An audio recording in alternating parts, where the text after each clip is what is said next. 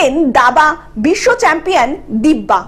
দাবা বিশ্বকাপ চ্যাম্পিয়ন দিব্যা দেশমুখ দেশে ফিরলেন বুধবার।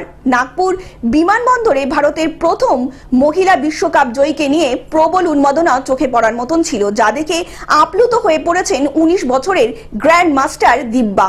সোমবার জর্জিয়ার ফাইনালে দিব্যা হারান অভিজ্ঞ হাম্পিকে। দেশে ফেরার পর দিব্যা বলেছেন, এত মানুষের অভিনন্দন জানাতে এসেছেন দেখে খুব আনন্দ হচ্ছে। দিব্যা তার সাফল্য উৎসর্গ করেছেন বাবা, মা, দিদি এবং প্রথম কোচ রাহুল যোশী স্যারকে। দিব্যা আরো বলেছেন, তার স্যার রাহুল যোশী চাইতেন দিব্যা যেন গ্র্যান্ড মাস্টার হয়। আপাতত কয়েক দিনের বিশ্রাম নেবেন দিব্যা, তারপরেই সেপ্টেম্বরে গ্র্যান্ড সুইস প্রতিযোগিতার জন্য নিজেকে প্রস্তুত করবেন। Bureau report, globe news.